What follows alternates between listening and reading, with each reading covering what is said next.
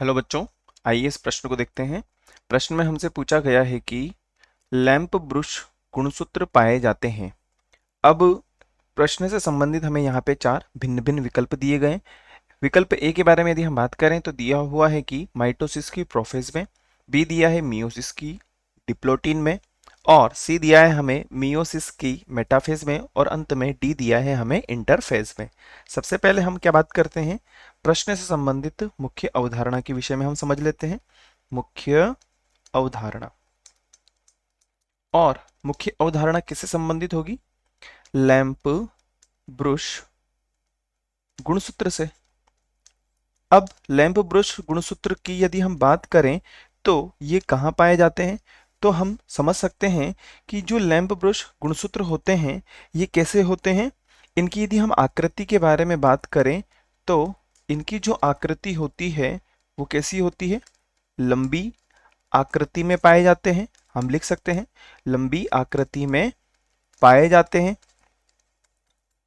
और यदि हम बात करें तो यह एक तरीके से कहा जा सकता है कि अपरिपक्व होते हैं। अपरिपक्व अंडकोशिका में, अपरिपक्व अंडकोशिका में उपस्थित होते हैं या पाए जाते हैं। और यदि हम बात करें इनकी संरचना के विषय में तो हम इसकी संरचना को इस प्रकार से यहाँ पर बना सकते हैं। अगर हम देखें तो ये इस प्रकार से संरचित होते हैं। यदि हम इसकी संरचना के विषय में समझना चाहें तो ये क्या है, एक तरीके से कहा जा सकता है कि अपरिपक्व प्रावस्था के अंदर है। परंतु ये जो गुणसूत्र होते हैं यह कहाँ पाए जाएंगे? यदि हम बात करें तो यह अर्धसूत्री विभाजन में, और अर्धसूत्री में भी कहाँ पर? अर्धसूत्री प्रथम की यदि हम बात करें तो अर्धसूत्री प्रथम में या अर्धसूत्री विभाजन प्रथम में यह प्रोफेज, क्योंकि प्रथम है तो प्रोफेज भी क्या होगा? प्रथम ही होगा। और प्रोफेज की प्रावस्था होती है, प्रावस्था डिप्लोटीन में पाए जाते हैं। किस में पाए जाते हैं? डिप्लोटीन में पाए जाते हैं।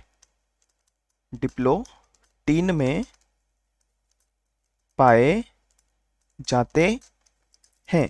और यदि हम बात करें इसके बारे में तो यह कियाज्मेटा से बंधे हुए होते हैं। हम लिख सकते हैं कि यह कियाज या कियाज्मेटा से बंधे हुए होते हैं। अब हम बात करते हैं प्रश्न में दिए गए विकल्पों के बारे में। तो पहला विकल्प है हमारे पास में माइटोसिस माइटोसिस की प्रोफेज में। तो देखिए माइटोसिस जो होता है वो कैसा होता है? समसूत्री विभाजन। तो उसकी अवस्था में तो पाया ही नहीं जा सकता, क्योंकि हमारे जो मुख्य अवधारणा है वो क्या कहती है? वो ये कहती है कि अर्धसूत्री प्रथम में पाया जाना चाहिए। और विकल्प बी है हमारे पास में मियोसिस। तो अर्धसूत्री बोला जाए या मियोसिस बोला जाए बात एक ही है, और उसमें भी क्या कहा गया है? डिप्लोटीन में। तो विकल्प बी हमारा सही उत्तर होगा। मियोसिस की मेटाफेज में नहीं होता, क्योंकि मेटाफेज की यदि हम बात करें तो यह यहाँ पर क्या होते हैं, जितने भी गुणसूत्र होते हैं वो एक तरीके से कहा जा सकता है कि एक लाइन में हमें दिखाई देते हैं। इंटरफेज में भी नहीं होगा। तो हमारा जो विकल्प बी है